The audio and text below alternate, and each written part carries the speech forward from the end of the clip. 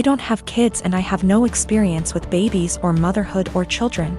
I'm 18 and beyond being around them in group settings where at least one of the parents and a ton of other people are around. That's it. My brother's wife had a baby 17 days ago. I didn't go visit them yet, but my brother and sister-in-law sent me some pictures. My brother said our cousin Rachel was around a lot because my sister-in-law is having trouble breastfeeding and Rachel is a big believer in it and is helping her. I offered to help them if I needed it, and on Saturday they asked me to go to grocery store for them because no home delivery had an open spot. When I dropped the food off, I was shocked at how bad my sister-in-law looked. She literally looked like the Walking Dead. Barely awake and not showered, and she was actually crying because she was so frustrated. It actually scared me how bad she looked. At first I didn't want to butt in, but it bothered me so much I went back to the store and got a can of baby formula. I figured it would give her a break and my niece could eat. It was even worse when I gave it to my sister-in-law because I said it was no big deal if my niece got formula. It wasn't a problem. My sister-in-law broke down and I was honestly scared because she was weeping.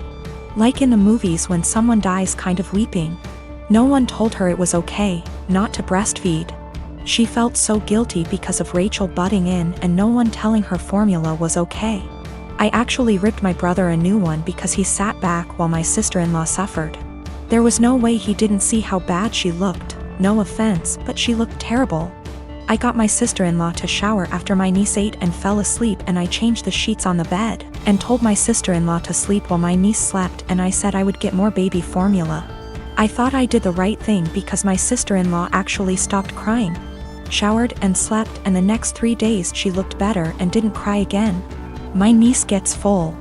My idiot brother smartened up and told Rachel to stay away, and everyone else, especially our parents and SIL's parents, to butt out. They take turns feeding so they both can sleep. My parents and Rachel are furious at me. SIL's sister was in agreement with Rachel and left me an angry voicemail full of swearing. Rachel basically had sister-in-law holding the baby while topless 24/7, and my dumbass brother sat there and didn't help with the baby at all. Rachel breastfed all her kids until they could walk and talk and never had problems, but my sister-in-law obviously did. My dad said I overstepped and should not have butted in. I was scared shitless after seeing sister-in-law on Saturday. Since I'm not a mother or baby expert, I have no idea what it is like with a newborn. I'm second guessing now after feeling like I did the right thing because everyone is angry with me. My ex Rose and I have a son, Jason. He is 15 years old. We broke up when Jason was 5. Rose has Jason on weekends. Rose married her now husband when Jason was 10. Her husband has 2 children, they are 17 and 16 and live full-time with them. Jason has a few chores when he's with them and easily takes care of them, while his step-siblings don't do theirs and Rose take care of them. This has been the only point of contention between our son and her. He has talked with her and even went to therapy. It was when Jason was 12 when we switched days. We stayed like that for a year and a half, but since things never really got better, we went back to our initial agreement. The situation is still the same, and a year ago Jason came to me complaining about it. I had run out of things to say to him when it comes to this subject, so I threw almost the same pep talk my old man said to me when I was about the same age as him. I told him that I understand that it sucks. While they can't do anything, you can do everything. You can cook, clean, do well in school, drive, handle your own money, and you even know how to handle the bills, and I'm not counting the things you've learned from your grandparents and your uncle. I can send you to live alone right now like my old man did with me, an inside joke. And I wouldn't worry because even if you don't know how to do them, you take the time to learn. You are already ahead of many kids your age, even ahead of some adults. Do your part, and as long as she doesn't make you do their chores, let your mother take care of it. Just focus on spending time with her the way you've been doing so far. The world is going to hit your step-siblings hard one day. Jason took it well, and things have been going well until yesterday. He went out with his mother, and when they returned, they found their house a complete mess. I don't know what they did, but it was bad enough that Rose snapped and finally forced them to clean the house. The kids tried to get Jason to help them because they were struggling, but he refused, claiming it wasn't his mess. They kept nagging him, and Jason told them that I was right. They are really useless. His mother asked him if I really said that. He said I didn't, but it can be summed like that. He called me at night telling me that he'd probably got me in trouble and explained the situation. Rose with her husband came today about what I said. I told them that I never called them useless and explained what I said. But useless never leave their minds and told me I'm an asshole and to stay out of their business. Rose and her husband comments were more about her kids, who I don't care, but when it comes to my son, of course I will. Jason wasn't standing there looking smug and calling them useless, he was in his room minding his business. The constant nagging and his mother's inability to stop them make him snap, that's when he called them useless. He knows he should ignore them or be more tactful, but I get it, his patience has limits just like everyone else. He apologized to his step-siblings before he came back to my house yesterday. He also apologized to me for kinda throwing me under the bus, but I told him it was unnecessary, everything cool between us. Why did he keep going to his mother? He wanted. Last year he was on the fence about going back, but after our talk, he finally accepted that his mother wasn't going to change and he decided to work around that because he still wanted a relationship with her.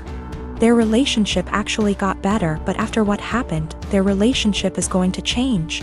We have to wait if it is for better or for worse. Him and I talked and he's still thinking about what to do, but he says that he'll probably do what he had planned last year. He will spend time with her but will not go to her house anymore. He's taking a few days to let things settle down and then he'll let his mother know. She is not going to like it, but alas, she's not in a position to demand or ask. Me and my daughter, Anya, are from India. Our native language is Hindi. She's 11 years old now. Her father died when she was 5 and I immigrated to States because everyone was trying to get me remarried to a 60-year-old sleazebag, because... Oh no. However will a woman live or raise a child alone? I started dating my now husband when Anya was 6. He had a 5-year-old son, Ben, 50% custody. Me, Anya, Ben, husband and Ben's mom get along really well. The kids were very well adjusted and they were genuinely happy when we got married. Whenever tensions arose, we dealt with them patiently. Let's just say after walking through the minefield of Indian family / drama, diffusing these toy bombs were very easy. Anya has a habit of talking in Hindi when she gets really excited. Sometimes, while talking to me, she starts talking in Hindi without even realizing it. This wasn't a problem. If she does that while others are around, I would remind her and she would revert back to English. Few months ago, Ben's mom passed away and he came to live with us full time. He has a room already and we put Ben into therapy immediately. A week ago, Ben walked in when me and Anya were cooking and we were talking in Hindi and he started crying. He told me he is feeling bad that he can't understand what we are saying. I hugged him and consoled him and assured him that we didn't do it to exclude him purposefully. And then Anya started crying and apologized. The whole thing was just heartbreaking. Since then, Anya has been making conscious efforts to talk only in English and I can tell that it puts Ben at ease. Yesterday, however, she was frustrated and started lamenting about school work in Hindi to me. Me and Anya were in the living room and Ben and husband were in the kitchen and they heard it. Later that night, my husband told me how he thinks we must start thinking about giving punishments whenever she speaks in Hindi unconsciously until Ben starts feeling better.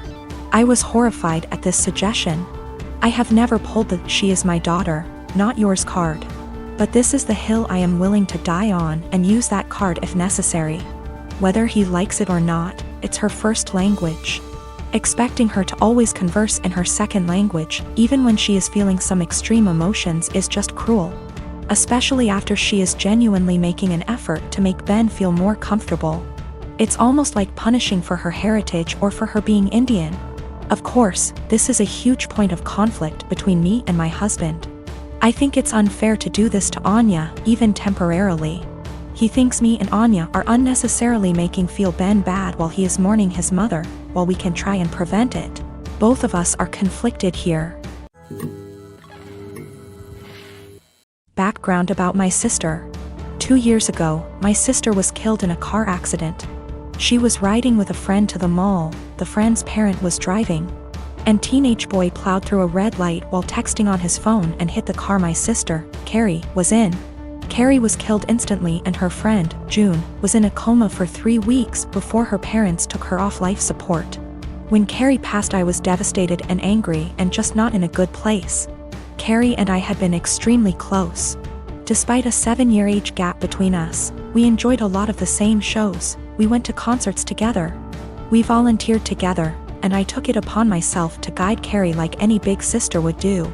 Our parents were extremely busy with work most days, and Carrie and I would often cook together and do crafts when we weren't too busy with school work.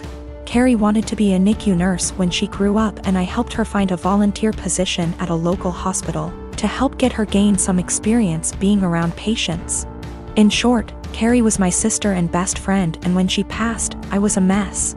The last craft Carrie and I made together was a set of candles. We bought the wax at a local craft store, and we both made each other a candle and decorated the jar it was in. That was the day before she was killed. At her funeral, Carrie was buried with the candle I made her. The candle Carrie made me sits on my desk next to my favorite picture of her and I together at the beach.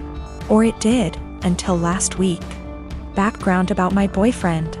I met my boyfriend about 1.5 years ago, about 6 months after Carrie passed. I wasn't looking for a relationship, I was still grieving my sister's death. But Eugene came along and it was love at first sight. He was extremely supportive, let me cry on him when I needed to, didn't push me into getting over grieving or anything. He was extremely gentleman about everything and very, very patient. After 6 months of seeing each other pretty regularly, we made it official. Eugene came into my life at a very low point, and he has always been very respectful of sentiments I keep from my sister. Never asking me to take them down, always giving me space when I needed to cry. Eugene, along with most, if not all, of my friends and family know about Carrie's candle. There was a point after she died where I would take the candle with me everywhere out of fear that someone might light it, or steal it. Or who knows what. The point is, that candle was and still is a very important part of my life and something that my sister made for me and me alone. When Eugene and I moved in together about 4 months ago, I packed away most of the reminders of my sister and put out the candle and picture on my desk. I felt that this was a huge step because when I'd lived just by myself I had pictures everywhere and a few knickknacks laying around from my sister. I wanted to make Eugene and I's home our home with just a small part of my sister there. Eugene understood and was very supportive. Last week, we had a massive winter storm that knocked out power. We didn't have power for 3+ days. The power was knocked out at Eugene and I's house while I was at work, which did not lose power. Eugene texted me that he was going to light some candles and try and get a generator, so we could have some for of power or at least be able to charge our phones / use lights / etc. Now, we have probably 30+ candles in our house. I am a huge fan of sales, and when Bath & Body Works has a candle sale, I like to stock up and get a range of scents. We have candles scattered all over our house. In the room where my desk is, there are no candles aside from the one Carrie made me. None at all, and there never has been. This room is also downstairs, where Eugene doesn't spend a lot of time, his desk is upstairs. When I arrived home from work last week, I noticed a bunch of candles burning in our living room, safely. Always monitored and not near anything that could ignite. One of these candles was the candle that Carrie had made me. I burst into tears, and when Eugene heard me crying he came out from the bedroom, where he was lighting more candles, and asked what was wrong. I was a wreck and couldn't get any words out. When he tried to calm me down, I shoved past him and locked myself in the room where my desk was and just cried. I don't know how he could be so stupid. He knew, and I thought he understood how sentimental the candle was and how much I cherished having a candle that my now deceased sister had spent time making with me just a day before she was killed. I haven't been able to speak to Eugene since it happened, Tuesday of last week. He has tried to explain why he did it, because he needed candles to be able to see, but I just can't wrap my head around it. He hadn't gotten into the large candle stash I have upstairs right by the living room where Carrie's candle was, but went downstairs, out of the way to grab the most sentimental, cherished item I have. The candle was burning most of the day while I was at work and is now melted and pretty much gone. I do still have the jar it was in, but I can't look at it without bursting into tears. Eugene says it was an accident, but I just don't believe that. He said he was getting around to lighting the candle surplus we have upstairs, but just hadn't gotten there yet. After being home 6 hours alone with no power. I am heartbroken and feel like this is a major slap in the face. I feel disrespected. I feel like he disrespected my sister. I just don't know what to do. I don't feel like I can forgive him for this.